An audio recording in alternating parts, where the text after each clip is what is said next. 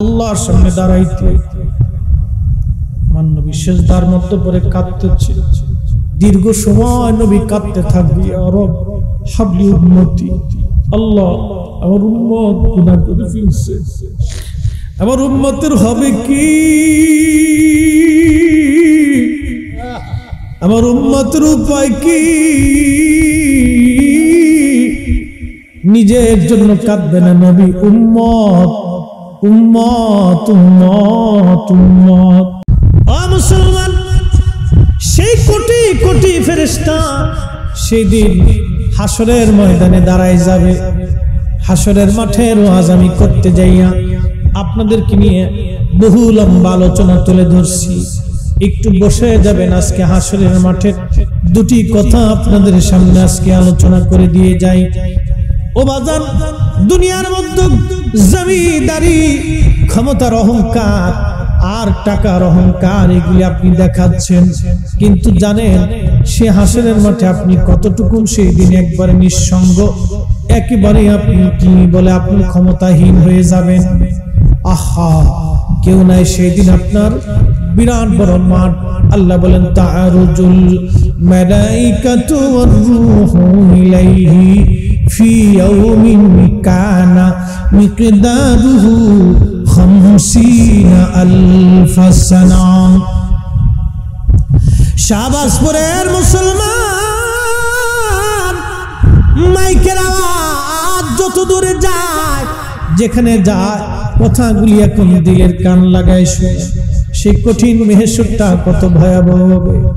জিন জাতি, মানব জাতি, ফেরেশতা জাতি, রূহ জাতি, ওই আপনার জমিনের যত দাওয়াব আছে, পশু প্রাণী আছে, সেই দিন আল্লাহর দরজার সামনে দাঁড়াই যাবে।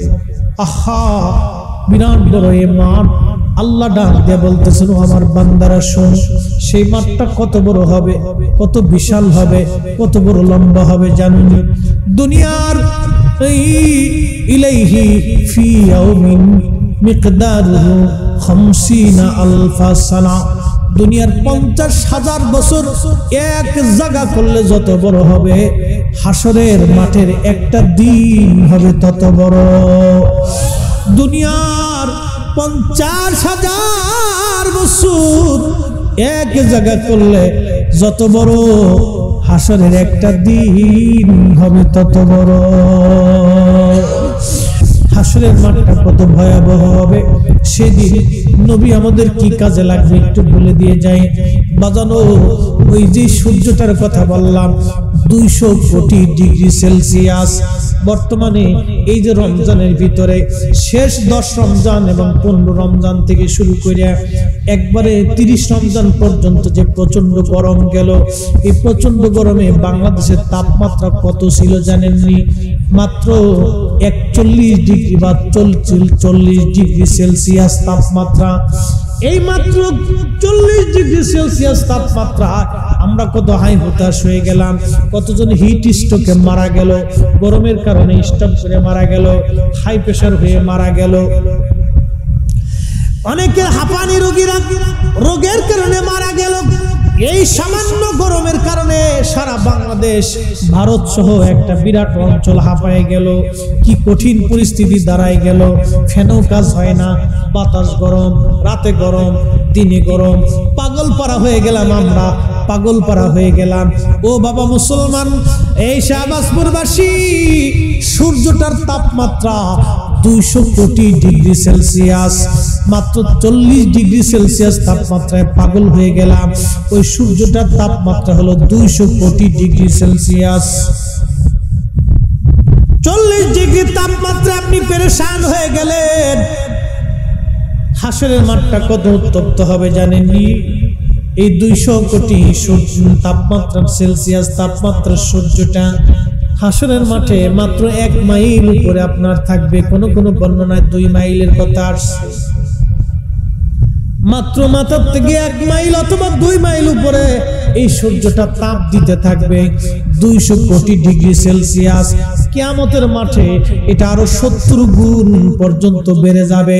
70 দিয়া 200 কোটিকে আপনি একবার গুণ দিয়ে দেখেন, 200 কোটিকে একবার গুণ দেন 70 দিয়া, তাহলে আপনি বুঝতে পারবেন হাসরের মাঠ কত উত্তপ্ত হবে সেই দিন। দুনিয়ার 50,000 বছর পার হলে যত বড় হয়, হাসরের একটা দিন হবে তত বড়। সেই দিনের হাজার হাজার বছর পার হয়ে যাবে, আমার আল্লাহ কাহ্হার হয়ে থাকবে, আমার আল্লাহ হিসাব নিবে না। হাসরের ময়দান আল্লাহ কায়েম করবে, কিন্তু হিসাব কিতাব হবে না। আল্লাহর সামনে কেউ দাঁড়াইতে ভয় পাবে, কেউ আল্লাহর সামনে সেই দিন যাইতে পারবে না। নবীরা চিন্তায় কপালে ভাঁজ পড়ে যাবে, হাঁটু গেড়ে তারা বসে যাবে। 1 আর 2 বছর না, দুনিয়ার মাত্র 40 বছরের জীবনের জন্য আমরা কত পারাপারি করলাম। এ নবী কি জিনিস বুঝাইতেছি হে মুসলমান। কঠিন হাসরের মাঠ, সূর্য মাত্র 1 মাইল উপরে, মানুষ সেই দিন পুড়ে যাবে না, ঝলসে যাবে না, ঘাম বের হয়ে হয়ে হয়ে হয়ে হয়ে থুতনি পর্যন্ত ঘামে ডুবে যাবে মানুষ। কি কঠিন পরিস্থিতি সেই দিন। আহা, পানি বিহনে জিহ্বা বের হয়ে বুক পর্যন্ত জিহ্বা ঝুলে যাবে কুকুরের জিহ্বার মতো। পানি পানি পানি। এখন তো আপনাদের ব্রাহ্মণবাড়িয়ার এই পাশে তিতাস নদী আছে, বিভিন্ন ছোটখাটো নদী আছে, হাওর আছে, বাওর আছে, বিল আছে, টিউবওয়েল আছে, কল আছে, পুকুর আছে, কুয়া আছে। কিন্তু সেই দিন হাসরের মাঠে হাউজে কাউসার ছাড়া আর কোনো পানি থাকবে না। ওই হাউজে কাউসারের পানি পেয়ালা যার হাতে থাকবে তিনি নবী নবী নবী। আহা, সেই দিন কত বড় ভয়াবহ দিন হাসরের মাঠ। আল্লাহ আল্লাহ, লক্ষ লক্ষ বছর পার হবে। আল্লাহ কোরআনে বলেন, ফি ইয়াউমিন কানা মিকদারুহু 50 আলফা সানা। দুনিয়ার 50,000 বছর এক জায়গায় করলে যত বড়, হাসরের মাঠের একটা দিন হবে তত বড়। ও বাবা, দুনিয়াতে কেন অহংকার করেন, কেন জমি নিয়ে ঝগড়া করেন, কেন এটা নিয়ে ঝগড়া করেন? ও মা বোনেরা, কেন শাশুড়ির মনে কষ্ট দেন, কেন শ্বশুর মুরব্বির মনে কষ্ট দেন, কেন প্রতিবেশীর মনে ব্যথা দেন, কেন প্রতিবেশীর সঙ্গে আপনি ঝগড়া করেন? ও বন্ধু, কেন অন্যের জমি আপনি মেরে খাওয়ার চিন্তা করেন? কেন মালে কম দিতে চান? ও দোকানদার, কেন মালে কম দিয়ে আপনি কাস্টমার ঠকাইতে চান? ও বাবা, ফসলের জন্য অন্যজনের জমিন কেন হাতাল করে নিতে চান? কেন? কি লাভ হবে সেই দিন? হাসরের মাঠ বড় কঠিন হবে সেই দিন, কোনো লাভ হবে না, কোনো লাভ হবে না। বন্ধু, দুনিয়া তো অহংকারের জায়গা না, এটা আত্মসমর্পণ করার জায়গা। হৃদয় দিয়ে কলিজা দিয়ে নবীকে ভালোবেসে যান, নবীর কদমে নিজের জীবনকে উৎসর্গ করে দিয়ে যান। আমরা যে তার আদরের উম্মত, কয়দিন কেন্দেছি। রসুল আমার আল্লাহর হাবিব, আখেরি নবী।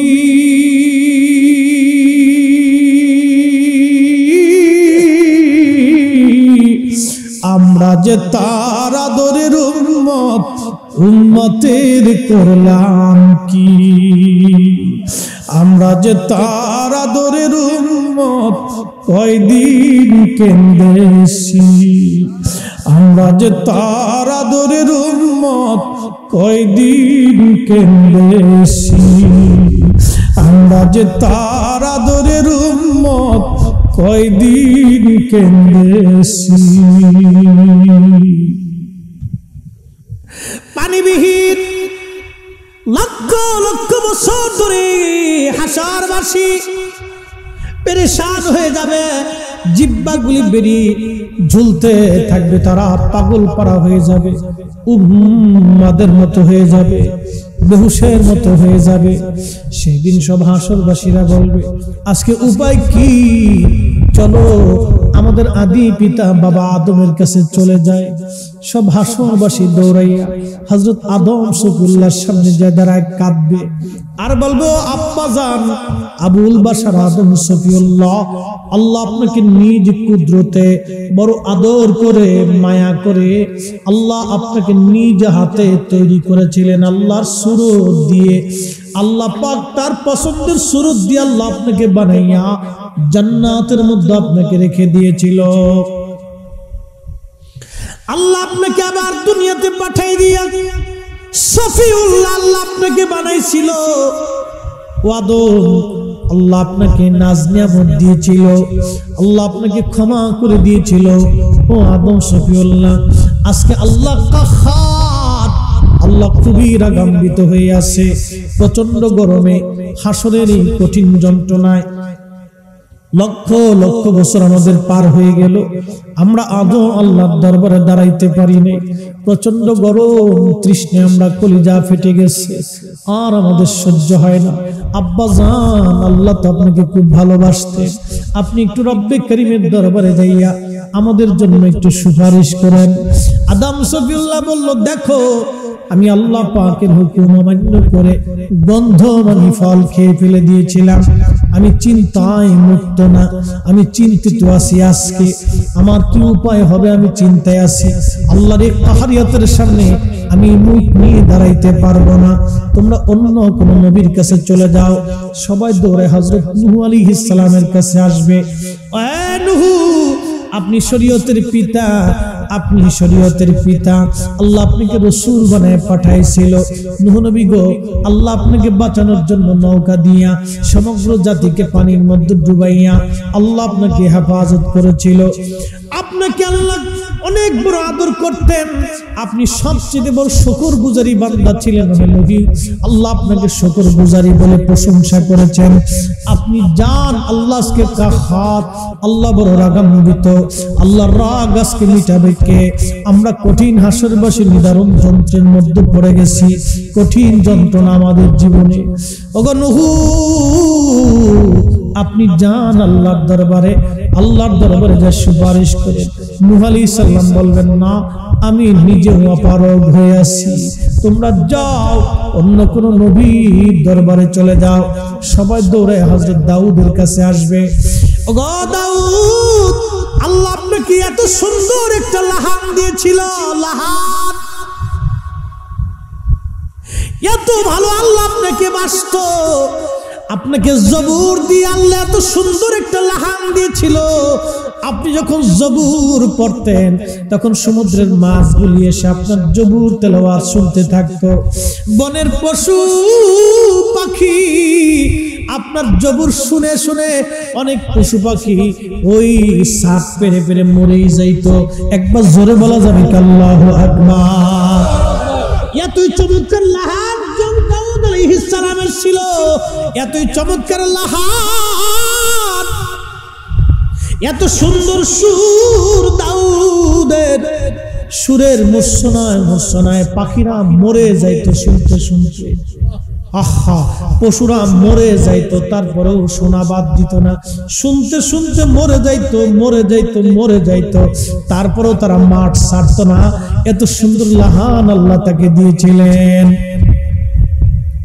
ও দাউদ, আল্লাহ আপনাকে অনেক চমৎকার করে লাহান দিয়েছে, আল্লাহ আপনাকে জবুর দিয়েছে, রাসূল করেছে। আপনি একটু যান আল্লাহর দরবারে। আজকে আমরা বড় কঠিন পেরেশানির মধ্যে পড়ে গেছি। দাউদ আলাইহিস সালাম বলবেন, না না না, তোমরা যাও, আজকে আমার দ্বারা সম্ভব হবে না, আমি নিজেও কোনো চিন্তা মুক্ত না, তোমরা চলে যাও অন্য কোনো নবীর দরবারে। সব হাসরবাসী দৌড়ে সেই দিন হযরত ইব্রাহিম খলিল, ও ইব্রাহিম, আল্লাহ আপনাকে খলিলুল্লাহ বানাইয়া আগুনের মধ্যে ফেলাই দিল। আগুন জ্বলেছে 40 দিন পর্যন্ত, আগুন আপনার শরীর স্পর্শ করে নাই। আপনাকে 40 দিন পর্যন্ত আল্লাহ পাক বেহেশতের নাজ নিয়ামত খাওয়াইছে। জিবরাইল দিয়ে আল্লাহ আপনাকে বাতাস দেওয়াইছে। আল্লাহ আপনাকে খলিল বানাইছে, আপনি যা বলতেন আল্লাহ তাই শুনতেন এবং আল্লাহ যা বলতো আপনি তাই মানতেন। খলিলুল্লাহ আপনি যান আল্লাহর দরবারে। আজকে আমরা বড় পেরেশানির মধ্যে পড়ে গেছি, বড় চিন্তার মধ্যে আমরা পড়ে গেছি। লক্ষ লক্ষ বছর পার হয়ে গেছে। আজকে আমরা ঘর্মে আক্রান্ত হয়ে জিহ্বাগুলি তৃষ্ণে আমাদের নাভি পর্যন্ত বের হয়ে গেছে। ও আল্লাহর খলিল আপনি একটু যান। ইব্রাহিম আলাইহিস সালাম বলবেন না, আমি নিজে আজকে চিন্তা মুক্ত না। আমি 3টা বার 3টা কথা বলেছিলাম, 3টা কথার জন্য আমি খুব চিন্তায় আছি। তোমরা অন্য কোন নবীর কাছে যাও। সবাই দৌড়ে মুসা কালিমুল্লাহর কাছে আসবে। এ মুসা, আল্লাহ আপনাকে কালিমুল্লাহ বানাইছে। হাদিসে যেইভাবে আসছে এইভাবে বলতেছি। হাসরবাসীরা সেই দিন মুসাকে বলবে, মুসা গো, আল্লাহ আপনাকে কালিমুল্লাহ বানাইছে, আল্লাহ আপনার সঙ্গে কথা বলেছে, তুর পাহাড়ে ডেকে নিয়ে আপনার সঙ্গে আল্লাহ কালাম করেছে। ও মুসা, ফেরাউনকে ডুবাইয়া আল্লাহ আপনাকে ফেরাউন থেকে নাজাত করাইয়া আপনার হাতের লাঠি দিওয়াইয়া পানি আর সমুদ্রকে 2 ভাগ করে আল্লাহ আপনাকে ইজ্জতওয়ালা বানাইছে, কালিমুল্লাহ বানাইছে, কালিমুল্লাহ বানাইছে। আপনি যান আজকে আল্লাহর সাথে আপনি কথা বলেন। মুসা আলাইহিস সালাম বলবে, দেখো আমি আজকে চিন্তা মুক্ত না, আমি চিন্তা মুক্ত হতে পারি নাই, আমি নিজেও পেরেশানির মধ্যে আছি। আল্লাহর কাহারিয়াতের সামনে আমার যাওয়ার যোগ্যতা না। তোমরা অন্য কোন নবীর বারগাহে চলে যাও। সবাই দৌড়াইয়া হযরত ঈসা রুহুল্লাহর কাছে দৌড়ে আসবে। হযরত ঈসা, আল্লাহ আপনাকে রুহুল্লাহ বানাইছিল, সরাসরি রুহু দিয়ে আল্লাহ আপনাকে তৈরি করেছে। আপনার বাবা নাই, বাবা ছাড়া মায়ের পেটে পবিত্র করে আল্লাহ আপনাকে বানাইয়া পবিত্র করে দুনিয়ার মধ্যে পাঠাইছে। আল্লাহ আপনাকে আসমান জগতে নিয়ে সম্মানিত করেছে। ও ঈসা রুহুল্লাহ, আজকে আল্লাহর সব নবীদের কাছে গেলাম, সবাই অপারগতা স্বীকার করলো। আপনার দরবারে আসছি, আল্লাহর কাহারিয়াত আজকে যায় না। এই কোটি কোটি বছর হাসরের ময়দানে দাঁড়াই রইছি, আল্লাহ বিচার আসার করে না। আপনি যান আল্লাহর কাহারিয়াতকে নরম করে আসেন। হযরত ঈসা রুহুল্লাহ তিনি বলবেন, দেখো আমার কাছে কোন নবীর কাছে যে লাভ নাই, তোমাদের জন্য একটা ঠিকানা দিয়ে দেয়। আমি যে ঈসা নবীর উম্মত হয়েছিলাম, রাহমাতুল লিল আলামিন ছাড়া আজকে আর নাজাতের কোন রাস্তা না। চিৎকার মেরে বলেন আল্লাহু আকবার। তোরা কে যাবি নবীর নৌকাতে আয়, বলেন তোরা কে যাবি নবীর নৌকাতে আয়। রূপকাঠির ওই নৌকা খানি, বলেন রূপকাঠির ওই নৌকা খানি, নাহি ডুবার ভয়। তোরা কে যাবি নবীর নৌকাতে আয়। এই নবী সারা জীবন মিথ্যা বলছে, আমরা বলবো, কিন্তু না বললে তো পেটের ভাত হজম হয় না। ওই আসো ঘুমাই রয়েছে বাসাকে, ব্রাহ্মণবাড়ি আছি, জীবনে একটা মিথ্যা বলে নাই, মানুষকে ধোঁকা দেন নাই, আমানত নষ্ট করেন নাই। আল্লাহর নবীর জীবনে কোনো কলঙ্ক নাই। আল্লাহ বলেন, উম্মত তুমি সেই নবীর চরিত্রে চরিত্রবান হও, ওই নবী রঙে রঙিন হও। নবী বলেন, উম্মত আলাইকুম বিসুন্নতি, তোমরা আমার সুন্নাত মানবে। সুন্নাহ আমার রীতি নীতি আদর্শ তোমরা মেনে চলবে। আমি নবীজি আদর্শে নিজের জীবন পরিচালিত করেছি, উম্মত তোমরাও সেই আদর্শ মেনে চলবে। আমরা উম্মত হইছি কিন্তু আদর্শ মানতে পারি নাই। আহার সেই দিন সব হাসরবাসী দৌড়াইয়া আল্লাহর নবীর সামনে দাঁড়ায় যাবে। আবু বকর দাঁড়াবে, ওমর দাঁড়াবে, উসমান দাঁড়াবে, আলী দাঁড়াবে, তালহা দাঁড়াবে, জুবাইর দাঁড়াবে, আব্দুর রহমান ইবনে সাদ বিন আবি ওয়াক্কাস, আবু উবাইদা ইবনে জাররাহ, সাঈদ ইবনে জুবাইর, আবু হুরায়রা, আম্মা জান আয়েশা, আম্মা জান খাদিজা, হযরত আবু বকর, হযরত গাউসে পাক রাহমাতুল্লাহ আলাইহি, খাজা মাইনুদ্দিন চিশতি, শাহজালাল রাহমাতুল্লাহ আলাইহি, শাহবরাম রাহমাতুল্লাহ আলাইহি, মুজাদ্দিদ হোসেন রাহমাতুল্লাহ আলাইহি, বাহাউদ্দিন নকশবন্দি বুখারী রাহমাতুল্লাহ আলাইহি, কুতুবউদ্দিন কাকি, নিজামউদ্দিন আউলিয়া, হযরত ইমাম আযম, ইমাম শাফি, ইমাম মালিক, ইমাম হাম্বলি, ইমাম ইউসুফ, এরকম ইমাম হাসান বসরি, বড় বড় বড় বড় হাস্তি ওলি আল্লাহ নুজাবা মুকাবা উলামা ফুদালা সেই দিন হাসরের ময়দানে আমার নবীর সামনে দাঁড়ায় কাঁদতে থাকবে, ইয়া রাসূলুল্লাহ উম্মত আজকে পেরেশান হয়ে গেছে, উম্মত কাঁদতেছে, নবী গো লক্ষ লক্ষ বছর পার হয়ে গেছে, ইয়া রাসূলুল্লাহ এরা কষ্ট পাইতেছে। আল্লাহর নবী ডাক দিয়ে বলবে কি চাও? বলে আল্লাহ কাহার হয়ে আছি, বিচার আচার আল্লাহ করে না। নবীজি আরশে আল্লাহর কুদরতি আল্লাহর কদমের সামনে দিয়ে সিজদার মধ্যে পড়ে যাবে, মারহাবা বলা যাবে, সিজদার মধ্যে পড়ে যে বলবে কেঁদে ফেলবি, ইয়া রব হাবলি উম্মতি। একটু চিন্তা করেন তো, লক্ষ লক্ষ বছর পার হইছে, বাবারে উম্মত আমরা হইছি, নবী কোনদিন দেখি নাই। এই নবী কি জিনিস? তুমি কেন ভাই নবী নিয়ে ঝগড়া করো? নবীর তাজিম নিয়ে তোমার কাছে ঝগড়া হয় কেন? হৃদয় থেকে কি তুমি বোঝার চেষ্টা করো? এই নবী কত বড় ইজ্জতওয়ালা, দেখে যাও কত বড় ইজ্জতওয়ালা। দেখো আদম সুবুল্লাহ ফেল খাইল, আদম সুবুল্লাহ পারক হলো, হযরত নূহ নবী পারক হলো, দাউদ নবী পারক হলো, ইব্রাহিম নবী পারক হলো, মুসা নবী পারক হলো, ঈসা নবী পারক হলো।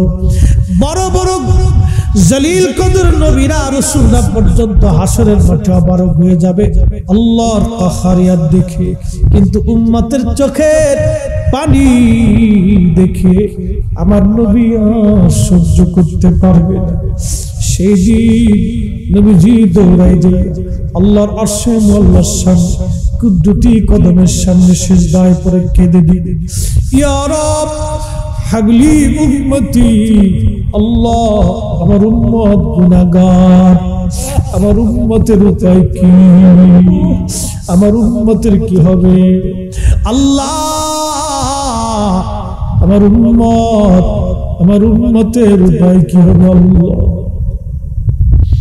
নবীজি ডেকে বললেন সাবিরা, সেই দিন আল্লাহ আমার কলিজার ভিতরে, আমার অন্তরের ভিতরে আল্লাহর প্রশংসা হাম এত পরিমাণে আল্লাহ জমা করে দিবে, আমি সিজদার মধ্যে পড়ে পড়ে আল্লাহর প্রশংসা করতে থাকবো, আল্লাহকে ডাকতে থাকবো। সেই দিন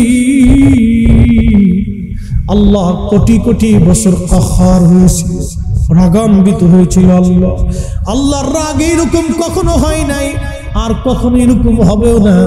হাসরের মাঠের প্রাথমিক সময় আল্লাহ যেভাবে রাগান্বিত হবে, সৃষ্টির প্রতি আল্লাহ রেগে যাবে সেই দিন। আজকে আমি কঠিন হয়ে গেলাম, আমার বান্দাদের পায়ে পায়ে আজকে হিসাব কষে নিব। আল্লাহর এই রাগ থেকে যিনি মিটাই দিবে তিনি আমাদের নবী। ওই নবী নিয়ে যারা ঝগড়া করে এরাই হলো আজাজিলের ভাই, কথা কোন ঠিক কিনা? হ্যাঁ বাজান, খুব মনোযোগ দিয়ে শুনিয়া যান। কোটি কোটি বছর সমস্ত নবীরা সাহস করলো না আল্লাহর সামনে দাঁড়াইতে। আমার নবী সিজদার মধ্যে পড়ে কাঁদতেছে, দীর্ঘ সময় নবী কাঁদতে থাকবে, ইয়া রব হাবলি উম্মতি। আল্লাহ আমার উম্মত গুনাহ করে ফেলছে, আমার উম্মতের হবে কি? আমার উম্মতের উপায় কি? নিজের জন্য কাঁদবে না নবী, উম্মত উম্মত উম্মত উম্মত। আমরা যে তার আদরের উম্মত, কয়দিন কেঁদেছি। আমরা যে তার আদরের উম্মত, কয়দিন কেঁদেছি। রসুল আমার আল্লাহর হাবিব আখেরি নবী